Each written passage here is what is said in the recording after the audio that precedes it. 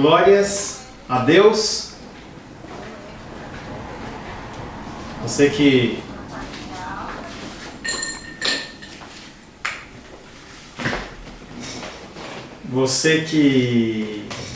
está até um pouquinho antes, você ouviu a musiquinha do amor.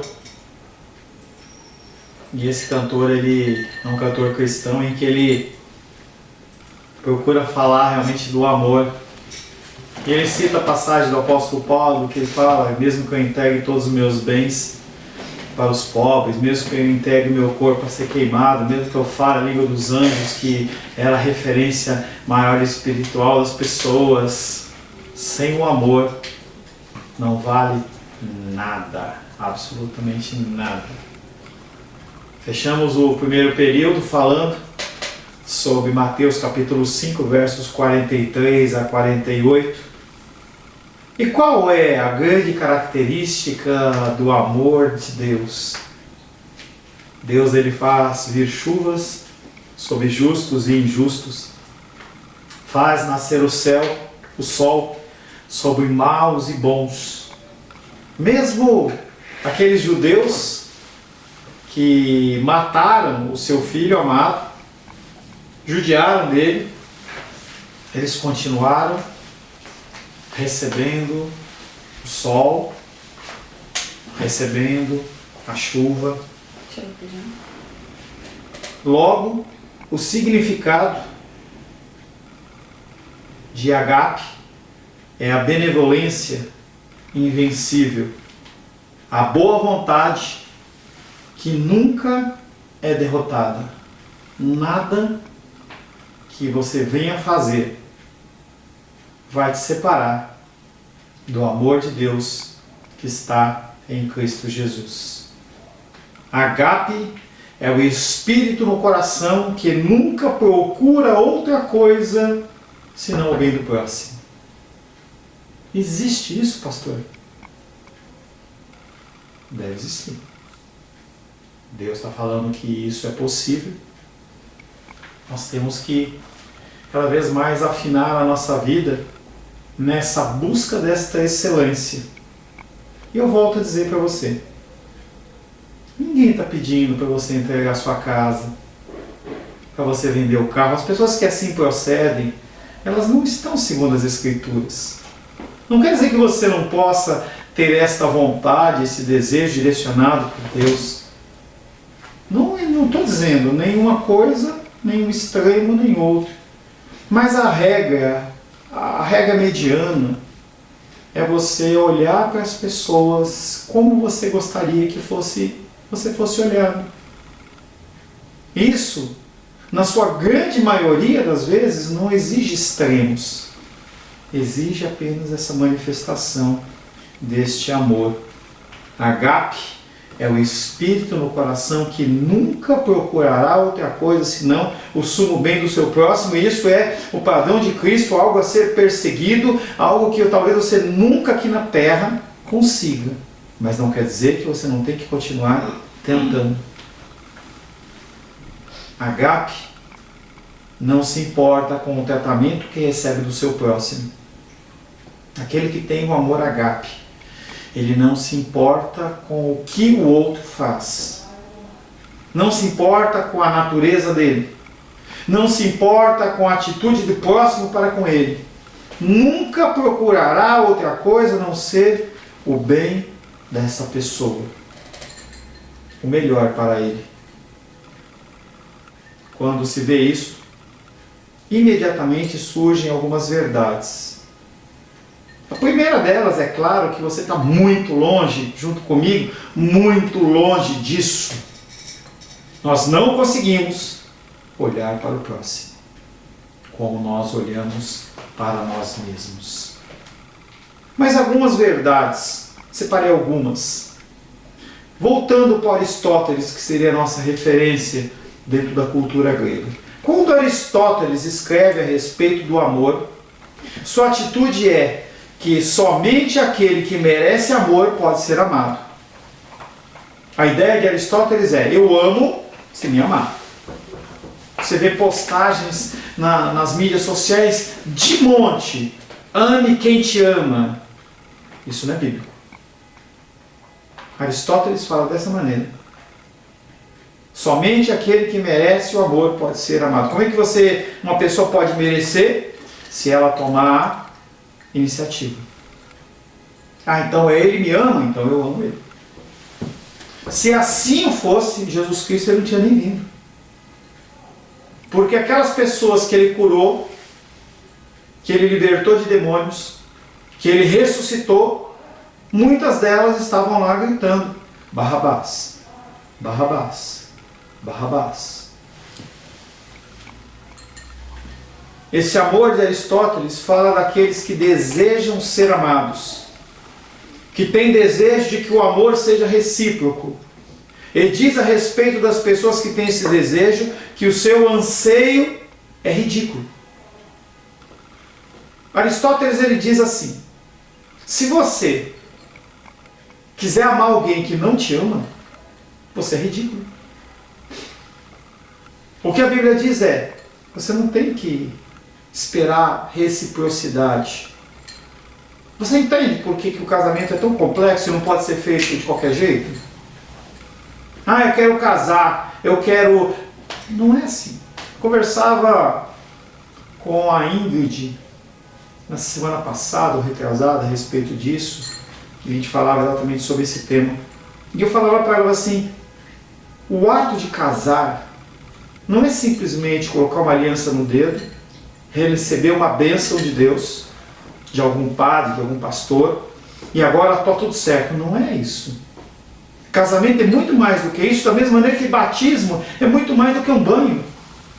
Você tem que saber onde você está entrando e o que você tem que fazer.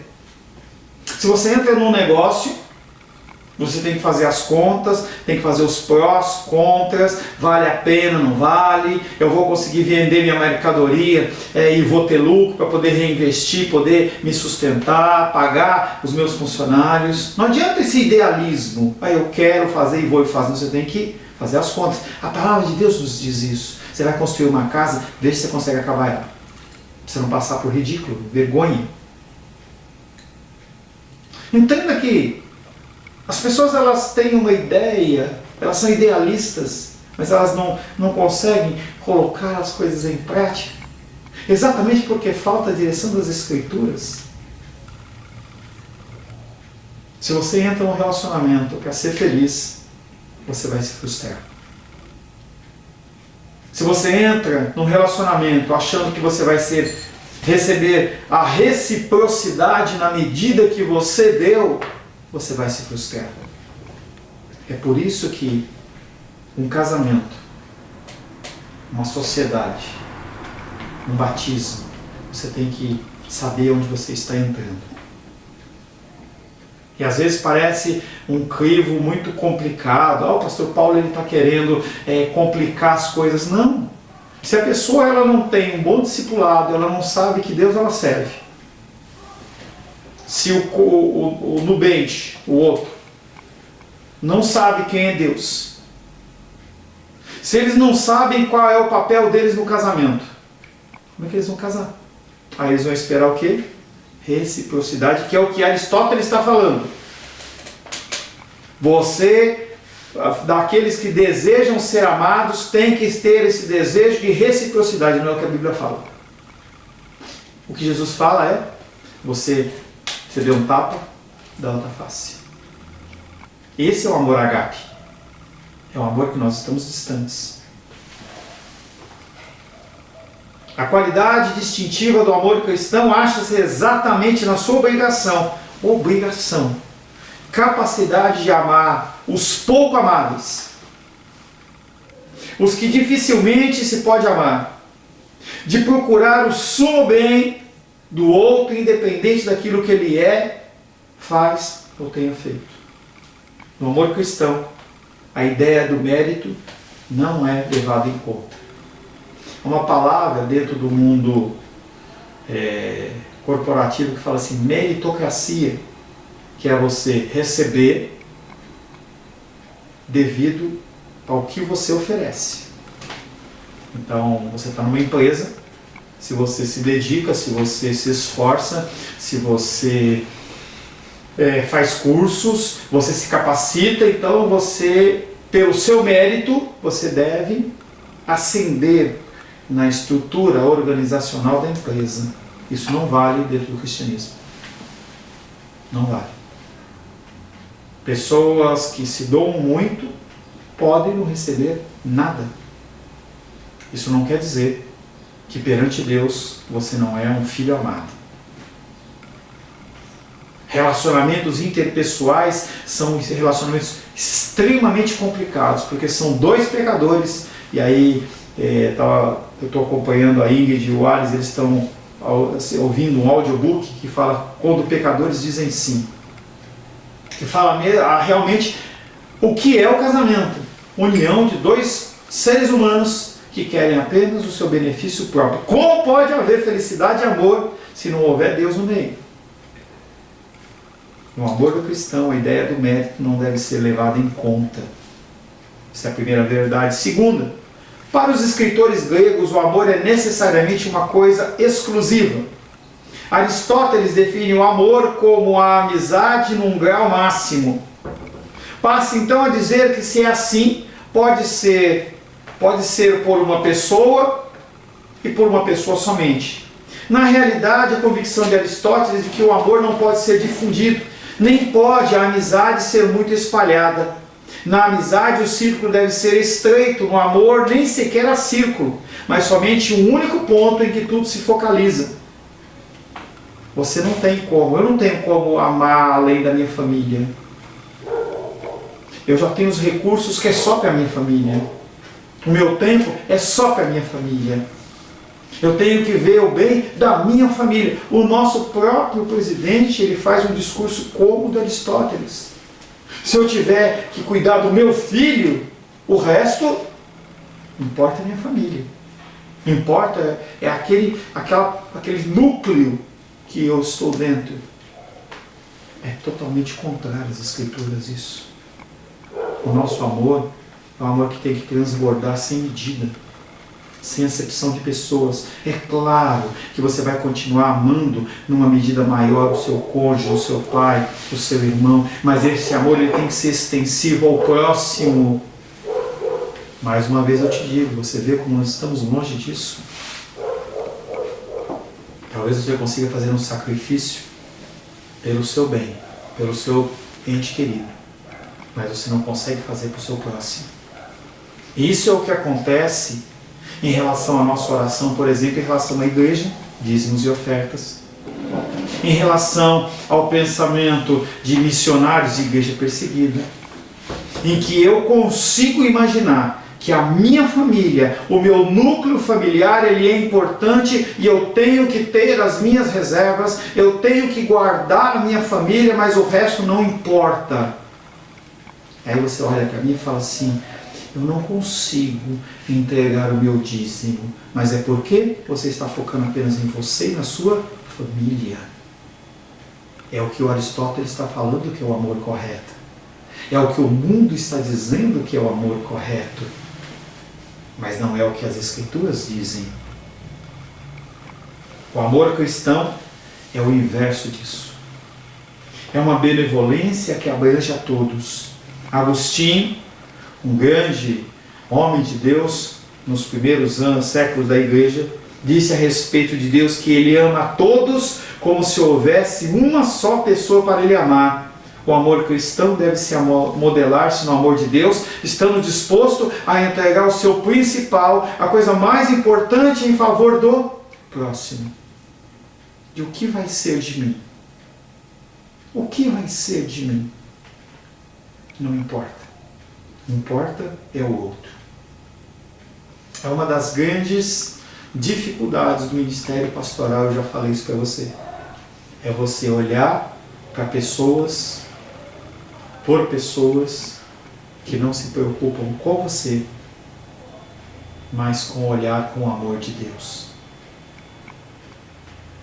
O maior desafio cristão é você conseguir tirar o olho de você e olhar para o teu próximo. Por que você não consegue? Porque você não quer. Ah, mas você não quer. Porque a idolatria do nosso coração em relação a nós mesmos é tão grande que suplanta o nosso amor por Deus.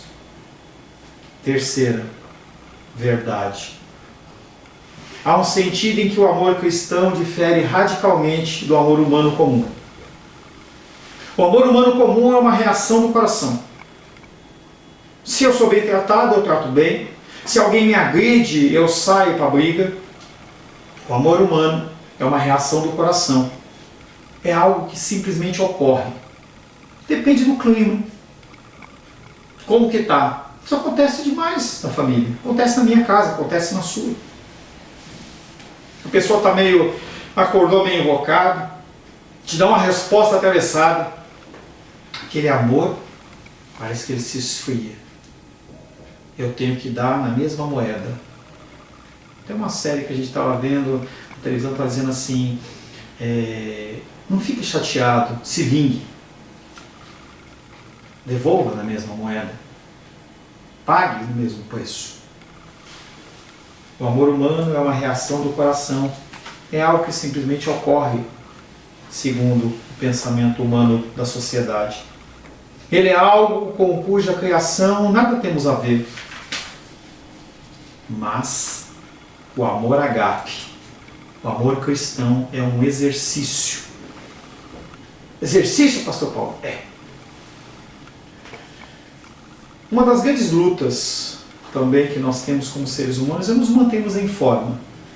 Não necessariamente para você ter um corpo sarado, para você chamar atenção, mulheres usarem roupas grudadas, decotes, e homens mostrarem os seus bíceps muito bem torneados, mas é você manter uma qualidade de vida, de saúde. Teu corpo é o templo do Espírito Santo. E eu confesso a vocês que é difícil para que eu faça, eu sei, minha esposa está fazendo assim, é difícil você dar continuidade no exercício. Porque é uma prática. Se você não tem a prática do exercício, você amolece. Titia faleceu e eu fiquei 1 semana e meia, mais ou menos, meio amuado. Depois eu entrei num período de oração e eu reduzi. Aí um dia desse eu falei para minha filha, vamos fazer um exercício, vamos. No outro dia estava tudo dolorido. Por quê? Falta de exercício. Ferrugem. O amor humano, ele é um amor de reação. O amor divino é um amor de exercício. Você exercita o seu coração a mudar, a amar. Leitura das Escrituras, exercício. Oração, exercício. Todos os exercícios. O amor cristão é um estado do coração, mas também da mente. Faz parte dos sentimentos, emoções, sim, mas também da vontade. Não é alguma coisa que simplesmente acontece e que não podemos evitar. É algo que nós temos que desejar. Isso é um exercício. O amor às Escrituras, exercício. Nós estamos num processo bem legal, entendeu? A partir do Felipe, a gente está meditando nas manhãs, bem cedinho, nas Escrituras. Se você deseja, fala com ele, se ele autorizar, o projeto é dele. Tá? Fala com ele e você é inserido. Mas ninguém vai ficar te paparicando não. Quer, não quer, entendeu? E nós temos seguido. Eu falava com a Rayane ontem, ela falou assim para mim, pastor, eu tenho que aproveitar esse impulso. É isso mesmo, Rayane. Pratique. Com esta prática vai chegar o momento que isso vai fazer tão parte da sua rotina que se não tiver inclusa naquele dia, vai fazer falta. Nós temos que desejar. Não é algo com que não temos nada a fazer. É uma conquista e uma realização. Na realidade, tem sido dito que, em pelo menos um dos aspectos, agape é a capacidade, o poder e a determinação de amar as pessoas das quais nós não gostamos. Aquela que enche o saco. Nós estamos longe disso. É certamente verdade que este amor cristão não é uma coisa fácil, porque não é sentimental, não é reativa, não é uma resposta emocional automática e não procurada, não é o que simplesmente acontece. Às vezes as pessoas falam assim: pastor, eu vou orar para Deus tirar isso de mim. Não vai tirar. Ele te concede o fruto do Espírito para que você tenha armas para lutar. É aquele ditado que diz: não dê o peixe, ensine a pessoa a pescar. O que Deus faz conosco é isso. Eu quero me libertar disso. Ele te dá o Espírito Santo, a capacitação para você dizer não ao pecado. Essa vitória é uma vitória sobre o seu eu.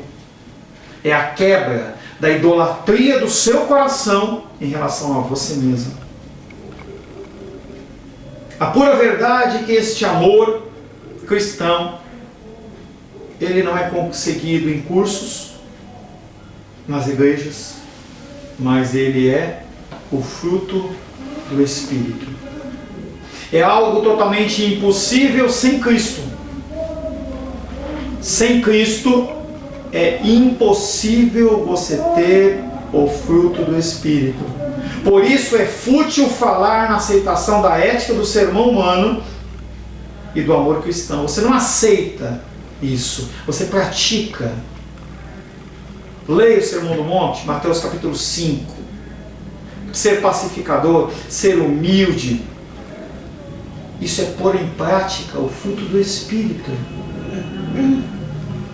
A verdade simples é que o mundo não pode aceitar isso, porque ele não tem o Espírito. O mundo jaz em quem? No maligno. É o maligno que está por trás das ações humanas deste mundo. Então quando você começa a ver muita gente lá fazendo filme não, colocando livros nas prateleiras para as crianças, GLBT, é porque quem está regendo esse mundo não é Deus. Um modo de dizer, né? Superficialmente, é claro que é Deus. Mas o maligno está mostrando a sua força para o que ele vem, o que ele quer que aconteça. A verdade simples é que o mundo não pode aceitá-la. Somente o crente cheio do Espírito Santo e dedicado a Cristo pode fazer. Pessoas que não têm o amor de Deus em seus corações vão continuar vivendo um contexto de aridez. Quarta verdade. Havia uma grande área do pensamento pagão. Estava passando agora aqui nas ruas aí, estou ouvindo aí por trás, a pessoa com uma grande gritaria, falando de Deus. Muitas buzinas. Nós estamos no domingo, são 11h10 da manhã. Algumas pessoas estão acordando, outras estão nos seus lares descansando. A menos que seja uma direção de Deus, isso é um ato de amor ou um ato de invasão? Será que é um ato de amor isso? Você está no conforto da sua casa e as pessoas saírem gritando e buzinando, e aquele áudio, som ensurdecedor atrapalhando a sua atividade. Muitas pessoas acham que isso pode ser uma atitude de amor, mas se não for dirigida por Deus, não é uma atitude de amor. Quarta verdade. Havia uma grande área do pensamento pagão que considerava esta ideia do amor cristão como uma contradição revolucionária de tudo quanto ele mesmo tinha em vista. No mundo grego, naquela época, onde Cristo foi crucificado, a grande afronta, o grande temor é que este amor ele fosse verdadeiro. E sendo verdadeiro, as estruturas elas iam ruir. Qual o grande problema dos sacerdotes judeus em relação a Cristo? Essa ideia de um amor em que você não tem que olhar para si, tem que olhar para o outro. O que os sacerdotes judeus estavam preocupados? Era de Jesus Cristo estar blasfemando? Não. Era de Jesus... Não. Não. Era de aquela função do templo ter findado. E eles, como sacerdotes, como homens que andavam com toda a pompa e toda a riqueza, iriam perder o seu sustento. não se olharia mais para eles como homens especiais, porque você poderia ir a Deus sem passar por eles, que é o que acontece hoje. Todas as filosofias contemporâneas ao cristianismo, da mesma época do nascimento do cristianismo, tinham um só alvo e objetivo. A única coisa que todos procuravam era a paz de espírito, de si mesmo. Serenidade, de si mesmo. Tranquilidade, de si mesmo. Coração em repouso, de si mesmo. A fim de chegarem a isso, todas elas, de uma forma ou outra, insistiam na absoluta necessidade de duas qualidades básicas. O que as religiões, exceto o cristianismo, pensavam. A primeira era a perfeita autossuficiência. Eu não preciso de ninguém. Eu me basto. A perfeita independência de qualquer objeto ou pessoa. Qual é o discurso feminista hoje? Eu não preciso de homem nenhum. Se você crê nisso, você não crê nas Escrituras. Porque as Escrituras falam que o homem precisa da mulher e a mulher precisa do homem. Não é unilateral.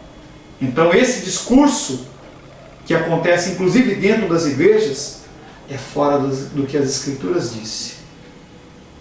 E Deus, vendo que não havia uma auxiliadora, cria Eva. Ele cria Eva para auxiliar o homem no cumprimento do seu papel. E cria o homem para cuidar da auxiliadora. O conceito da autossuficiência não é bíblico. A perfeita independência de qualquer objeto ou pessoa. A autossuficiência é a atitude da mente que acha sua felicidade e paz inteira e exclusivamente em si mesmo. Se você olhar as meditações elas buscam o quê? A paz interior de você meditando em si mesmo, buscando a satisfação em si mesmo. Casais que não querem ter filhos, eu quero ser feliz, não importa, eu não quero incômodo, eu não quero atrapalhamento, eu não quero ocupação. Claro que tem uns que têm problemas físicos, não é esse tipo de pessoa, estou falando daqueles que são totalmente idólatras do seu ser. A primeira era a perfeita autossuficiência. A autossuficiência é a atitude da mente que acha sua felicidade e paz apenas em si. A segunda tinha uma estreita relação com ela, que era a apatia. A apatia não no sentido de indiferença, mas essencialmente a incapacidade de sentir alegria, ou tristeza, gozo ou mágoa. É a atitude de coração e mente que não pode ser tocada por qualquer coisa que porventura pudesse acontecer a si mesmo ou outrem. Eu olho tanto para mim mesmo que eu não me deixo afetar pelas coisas do ambiente. Titia faleceu. Não posso sentir dor. Não posso deixar aquilo me afetar. Há muitas pessoas que vivem com esse tipo de filosofia. Eu não posso me envolver para não sentir dor, não sentir emoções. É o coração isolado de todos os sentimentos e emoções. Se este for o ideal da vida, então, bem claramente, o grande inimigo da paz é o amor. O amor, ele não deixa nada alinhado, ele desalinha tudo. O amor, ele tem esta característica de fazer com que as coisas que estão paradas se movam.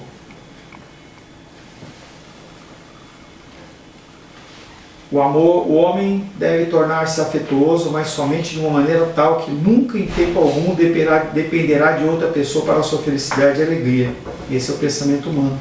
É o caso, enquanto a pessoa satisfizer o meu desejo, a minha vontade, eu estou junto. Depois não quer, não está dando certo, separação.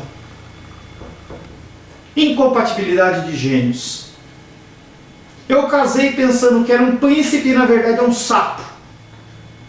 Eu achei que era uma princesa, mas na verdade é uma bruxa. Porque se um homem permitir a outra pessoa entrar no seu coração e habitar ali, sua liberdade foi-se para sempre. Casamento é fim de liberdade. Não, eu quero ter a minha conta corrente. Só eu sei do meu dinheiro. Meu dinheiro é meu.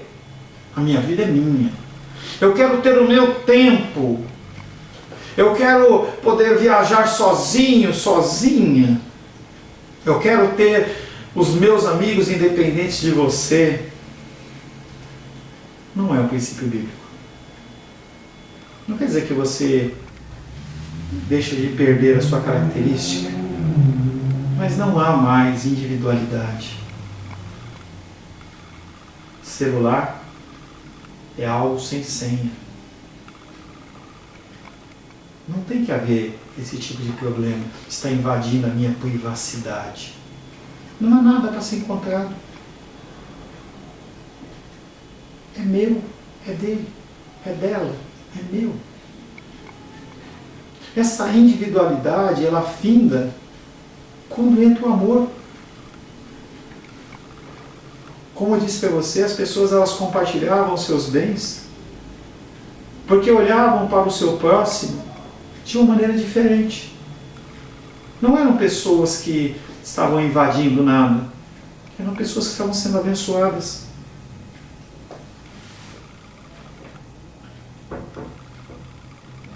Para alguns escritores gregos seculares, o amor bíblico é uma escravidão. Por essa razão, a filosofia é um treinamento que visa atingir a indiferença. Os homens nunca devem fixar o seu coração em qualquer objeto ou pessoa, porque nada e ninguém deve ser uma necessidade para nós. É assim que o mundo ensina. A filosofia ensina. A independência, e não há nada, nenhum mal você ter a sua aposentadoria, os seus planos, tal, não há nada. Mas se a sua dependência está nisso, você está achando que você não precisa de Deus. O homem deve ensinar-se a não importar com nada. É o que o mundo fala. Que comece com coisas sem importância. Eu não me importo com essa vasilha, eu não me importo com esta xícara, que de qualquer maneira pode ser facilmente quebrada. Quebrou, eu jogo e compro outra. Não tem vínculo nada com isso. Avança um pouco mais. Não estou nem aí para essa roupa. Não estou nem aí para esse animal que eu tenho, para esse cavalo, para esse pedaço de terra. Se algo acontecer, alguma dessas coisas, estou nem aí. Depois finalmente chegará paulatinamente a uma etapa em que não se importará mais o que acontece com o seu próprio corpo, que é o pensamento. O pensamento tem que chegar a um ponto em que você entenda que a sua carne ela é má. Culturas pregam isso. A morte é uma libertação do nosso ser, desse corpo físico carnal. Pensar no próximo? Pensar de importância de esposa? O que ela vai pensar? Sair da minha casa, que eu moro com os meus pais, estou lá preocupado com o que ele pensa. Eu pago as minhas contas, eu sou autossuficiente. Esse é o pensamento secular. Em contraste direto a isso, nós temos o amor cristão que se importa. O amor cristão é o próprio inverso dos princípios elementares da filosofia pagã. O filósofo pagão fala: aprenda a não se importar. A mensagem cristã diz: aprende a se importar. Não de uma forma comum, mas de uma forma apaixonada e intensa.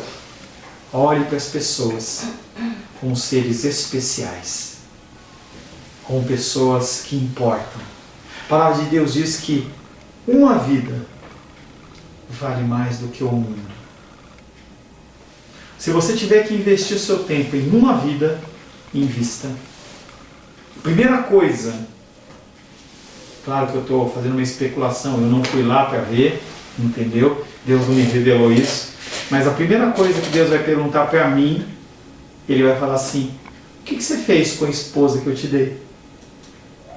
O que você fez com a filha que eu te dei? Com o filho que eu te dei? O que você fez com a igreja que eu te dei?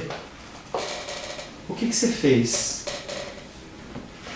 E naquele dia vai ser um dia de grande dificuldade. Falava com um irmão essa semana e falava assim: eu acredito tanto no seu ministério de evangelismo. Eu acredito tanto que você tem muito mais a oferecer dentro do cristianismo. E no dia do Senhor, se não houver mudança, vai haver tanta vergonha, porque Deus ele vai mostrar tudo o que nós deixamos de fazer, apenas por nós não nos importarmos, apenas por nós olharmos para nós mesmos.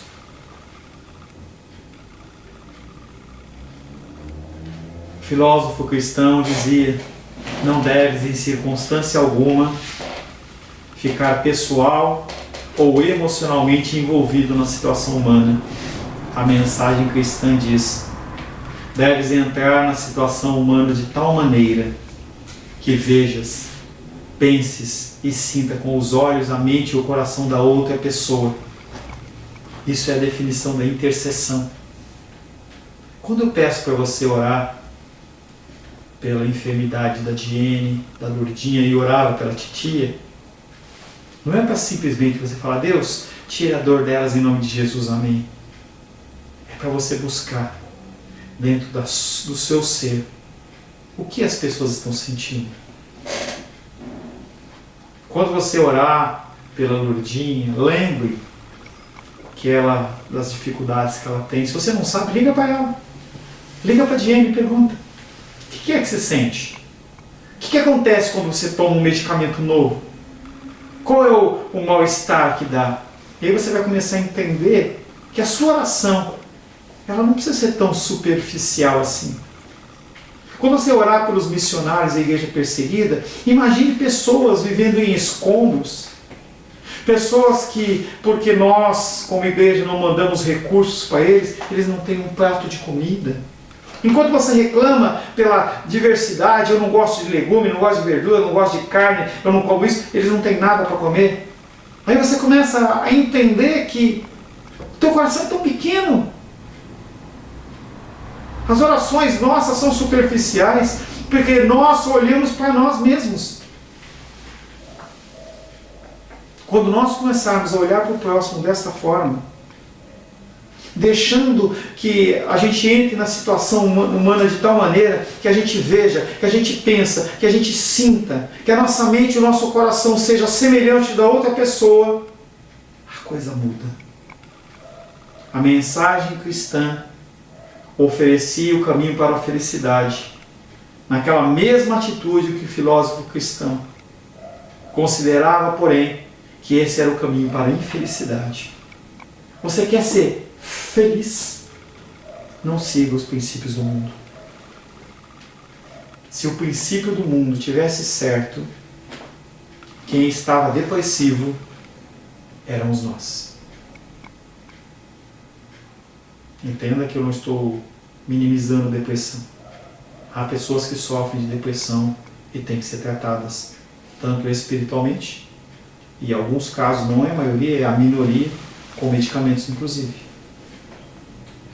Mas se o mundo, a filosofia do mundo fosse tão perfeita assim, o mundo não estava agitado. Não precisa acreditar em mim, vai pesquisar. Entre dentro dos estudos psicológicos e psiquiátricos e veja quais são os índices de depressão, de transtornos, de traumas. Entra lá. E aí você volta 50 anos atrás e veja como era lá. 100 anos atrás. Tente fazer alguma coisa. Dedique-se para você crescer em conhecimento. O caminho que o filósofo secular diz para mim e para você simboliza infelicidade. E quando eu morro para a minha vontade e para o meu querer, aí eu sou feliz. Porque eu cumpro o desígnio para o qual eu fui formado. Para o cristão, o princípio do cerne, da essência da vida, era a única coisa que o filósofo pagão procurava eliminar inteiramente da sua vida: a necessidade do outro, o próximo. Oremos. Senhor, em nome de Jesus, te louvamos, Pai, por esse tempo na Tua presença. Nos envergonhamos, Senhor, porque estamos muito longe disso. Eu me envergonho, Deus. Me envergonho de tendo sido chamado pelo Evangelho, ser sustentado pelos Teus filhos e as Tuas filhas através dos dízimos e ofertas. Eles são canais, claro, a provisão do Senhor. em eu não conseguir manifestar este amor, em como os meus irmãos que estão aí do outro lado estarem lutando com a sua própria carne. Me aquieto no coração, no sentido de ver que o próprio apóstolo Paulo vivia isso. Pedro, Tiago, João e os outros também viviam isso. Mas eu não me acomodo, no sentido de não tentar avançar. Que cada vez mais nós possamos, Pai, manifestar o Teu doce e precioso amor. Oramos em nome de Jesus. Amém. Amém. Graças ao nosso bom Deus.